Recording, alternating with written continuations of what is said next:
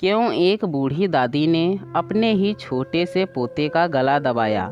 सच्चाई जानकर आपकी आंखों में भी आंसू आ जाएंगे।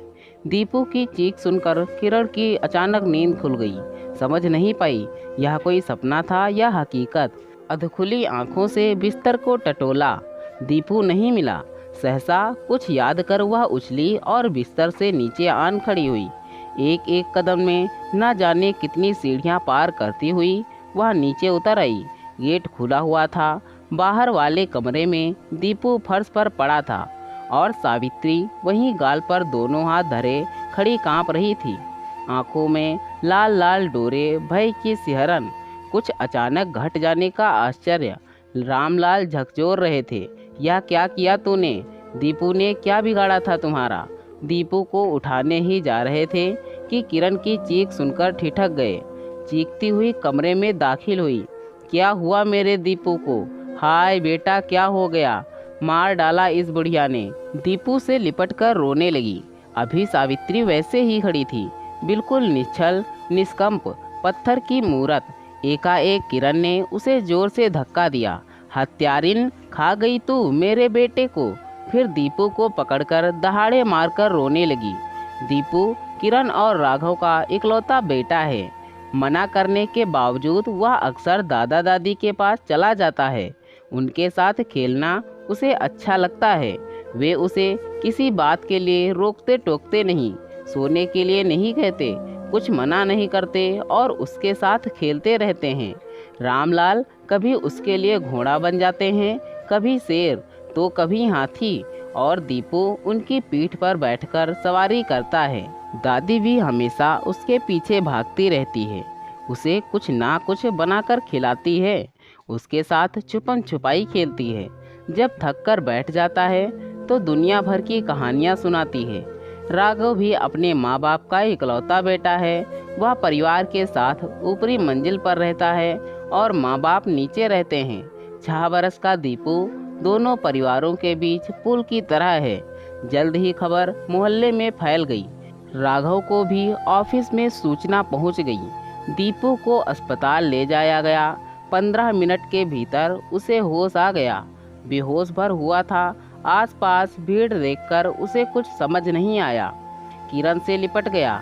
चुपचाप शून्य में खोए हुए वह कुछ देर पहले की घटनाएं याद करने लगा। स्कूल से आने के बाद मम्मी ने ज़बरदस्ती बिस्तर पर लिटा दिया था, मगर आंखों में दूर दूर तक नींद नहीं थी। लेटकर इंतज़ार करता रहा। जैसे ही मम्मी की खर्राटे सुनाई पड़ी, चुपके से दादा दादी के पास नीचे चला गया। दोनों जग रहे थे। उसे देखते ही खुश हो गए।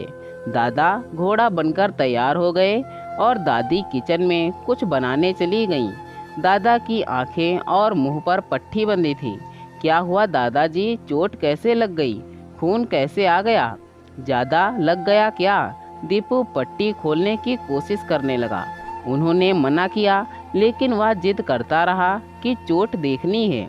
गोद में बिठाकर प्यार करने लगे, पर उसका दिमाग पट्टियों पर अटका रहा। दीपू पट्टी खींचकर खोलने लगा। मना करने पर हाथ पैर चलाने लगा। किचन से सावित्री दोनों की लड़ाई देख रही थी। दीपू संभल नहीं रहा था। किचन से आकर उन्होंने खींचकर उसे अलग कर दिया। चल हट यहाँ से बदमाश कहीं का। बात चोट लगाकर झांकने नहीं आता। यह नालायक उसे नासूर बनाना चाहता है। दीपू गुस्से में था। सावित्री से भी नहीं संभला।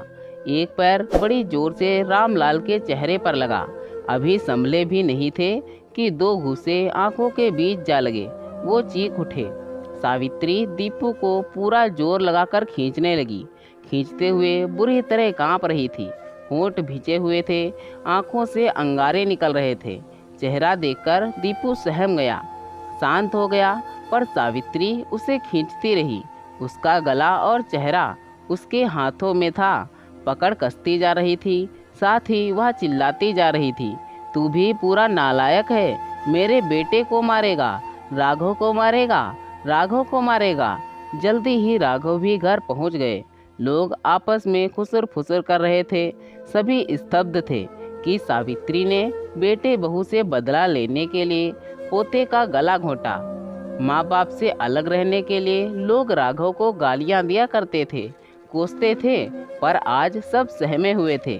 बदला लेने के लिए बुढ़िया इतनी गिर जाएगी, इसी बात पर चर्चा हो रही थी। किरण से लोगों को पता चला कि सुबह राघव की पापा से कहा सुनी हुई थी, पैसे मांग रहे थे रामलाल। बस इतनी सी बात को लेकर बुढ़िया ने यह कर डाला। किरण घर में घुसने को तैयार नहीं थी। जब तक बुढ़िया जेल या पागल खाने नहीं भेज दी जाती, वह घर में कदम नहीं रखेगी, ऐसी घोषणा कर रखी थी। पड़ोस में वह दीपू को लेकर बैठी थी। दीपू अब भी गुमसुम था।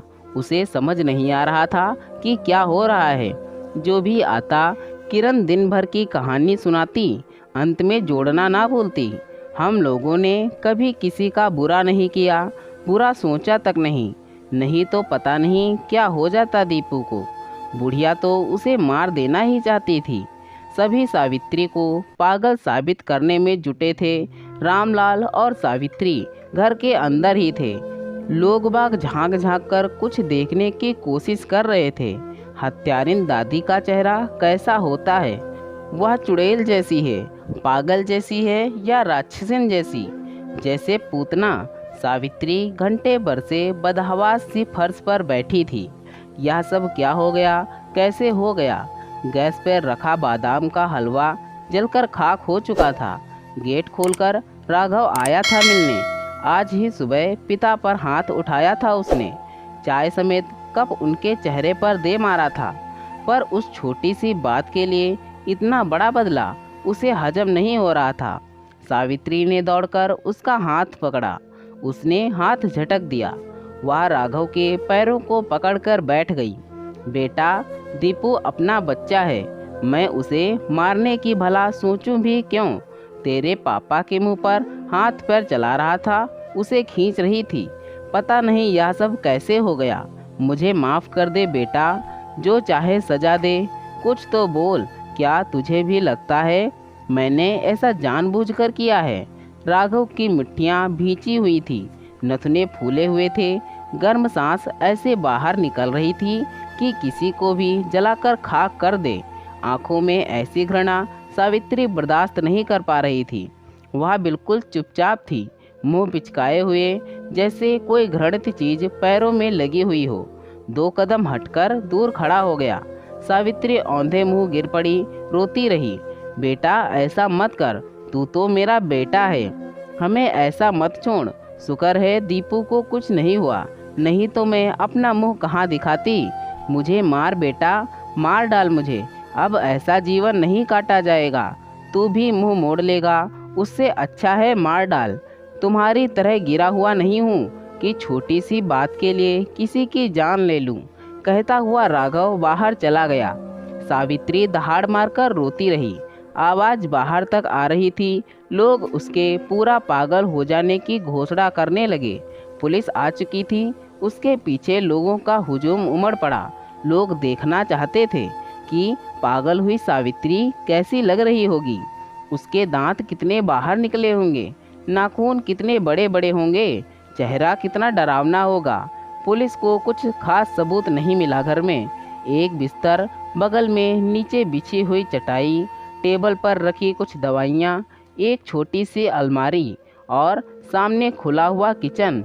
इंस्पेक्टर ने नज़र रामलाल के चेहरे पर गड़ाई, जैसे कुछ हाथ लगा हो। इंस्पेक्टर ने पूछा, बेटे से लड़ाई हुई थी आज? सावित्री कुछ बोलने के लिए मुंह खोलती, उसके पहले रामलाल सामने आ गए। हाँ साहब, सुबह रघु से थोड़ी बहस हो गई थी। उसने नज़र चेहरे पर ही गड़ाए रखी। रामलाल बोलते रहे। उस समय चाय पी रहा था, कप उछलकर मेरे चेहरे पर लग गई, उसी का चोट है। इंस्पेक्टर ने अगला दांव फेंका। पुलिस को नहीं बताया, रिपोर्ट नहीं की। अब सावित्री आगे आ गई। साहब, घर में तो ये सब होता रहता है। हर बात के लिए पुलिस के पास थोड़ी जाते हैं। आपसी मामला है, घर की बात है, सुलझा लेंगे। लेकिन अब मामला आपसी नहीं रहा ना, हमें कुछ तो करना ही पड़ेगा। किरण जी ने रिपोर्ट लिखवाई है, वे जैसा चाहेंगी वैसा ही होगा। इंस्पेक्टर ने अपना पल्ला झाड़ा कि मानो वह कर्तव्य बोध से दबा हुआ है। धीरे धीरे सुबह की पूरी बात पता चली। कि रामलाल पेंशन से 5,000 रुपया हर महीने लेते थे। बाकी पैसा दीपू के नाम जमा होता था उसकी आगे की पढ़ाई के लिए। रामलाल ने खुद ऐसा कहा था। इधर कई महीनों से उनका खर्च नहीं चल पा रहा था। कमर तोड़ महंगाई थी, हर चीज़ के दाम आसमान पर थे। बुढ़ापे में दवाइयों का भी खर्च बढ़ गया था। इन वर्षों में पेंशन भी बढ़कर 14,000 हो चुकी थी। रामलाल ने राघव को बात करने के लिए बुलाया था कि अब वह 8,000 ले लिया करेंगे और बाकी दीपू के खाते में जाएं। इसी बात पर नाराज होकर राघव ने चाय सहित कप उनके मुंह पर दे मारा था और भुनभुनाते हुए चला गया। पता नहीं कौन सी लत है, बुढ़ापे में अय्यासी करनी है इन्हें। 5,000 में खर्च नहीं चलता। इंस्पेक्टर ने सावित्री को कुरेदा। बस इतनी सी बात के लिए दीपू को मार डालना चाहते थे तुम लोग। सावित्री फपक फपक कर रोने लगी। ऐसा मत कहिए साहब, ऐसा कलंक मत लगाइए। उस समय पता नहीं क्या हो गया था, मुझे दिमाग सुन्न हो गया था। मुझे लगा जैसे दीपू बड़ा होकर राघव को मार रहा है। राघव को बचाने के लिए मैं उसे खींचती रही। इतना भी होश नहीं था कि दीपू अभी छोटा है, कि सामने उसके दादा हैं, कि उसका गला मेरे हाथ में है। मैं खींचती ही चली गई। राघव के पापा की कसम साहब, मैं बिल्कुल होश में नहीं थी। मैं पगला गई थी। पता नहीं क्या हो गया था मुझे। सावित्री लगभग गिड़गिड़ाती हुई बोली। इंस्पेक्टर कुछ नहीं बोला। महिला कांस्टेबल को इशारा कर दिया। सावित्री दहाड़े मारकर रोने लगी। आखिरी उम्मीद में वह राघव के पैरों पर झुकी। वह ऐसे पीछे हट गया जैसे उसकी परछाई से भी दूर रहना चाहता हो। वह रोती रही, बेटा ऐसे मुंह मत मोड़, मैंने गलती की है, लेकिन बापू की सोच, उनका क्या होगा? उन्हें कौन खिलाएगा, कौन पानी देगा? मुझे मार डाल बेटा, इस तरह अलग मत कर हमें इस उम्र में। राघव पर कोई असर नहीं हुआ। दीपू को गोद में लिए निश्चल वह खड़ा रहा। किरण भी मुंह फेर कर खड़ी थी। वह तो उस डायन का मुंह तक नहीं देखना चाहती थी। कंधे पर लेटा दीपू दादी की ओर लपका। राघव ने दोनों हाथों से उसे खींच लिया। दीपू चीख रहा था, तुम सब गंदे हो, सब गंदे हो, दादी को रोको। दादी दादी, मुझे दादी के पास जाना है, वह चिल्ला रहा था। और राघव उसका मुंह दबाए उसे खींच रहा था। भारी कदमों से चलते हुए सावित्री मुड़ मुड़कर दीपू को देखे जा रही थी। रामलाल के गले लगकर रोने लगी। कांपती आवाज में समझाते जा रहे थे, अब क्या करें हम? तुम राघव को बचा रही थी, इस पर कौन भरोसा करेगा? कौन सुनेगा तुम्हारी बात? कौन मानेगा? सुबह पुलिस को फ़ोन करने जा रहा था तो तुमने रोक लिया। डॉक्टर के यहाँ भी झूठ बोला कि चाय की केतली गिर गई है चेहरे पर। फिर दोपहर में उसी के मुंह में तुम बेचारे दीपू पर टूट पड़ी। सब तुम्हारा ही कर्म भोग है। सावित्री के जाते ही धम्म से गेट पर बैठ गए रामलाल। आंसुओं का रेला थमने का नाम नहीं ले रहा था। कुछ कुछ बुदबुदाते जा रहे थे। जिंदगी भर जिसे जलाने बचाने का जतन किया, अब उसी से बदला लेने के लिए थाने जा रही है। वह हरे करम भोग। सावित्री बार बार पलटकर दीपू को देखे जा रही थी।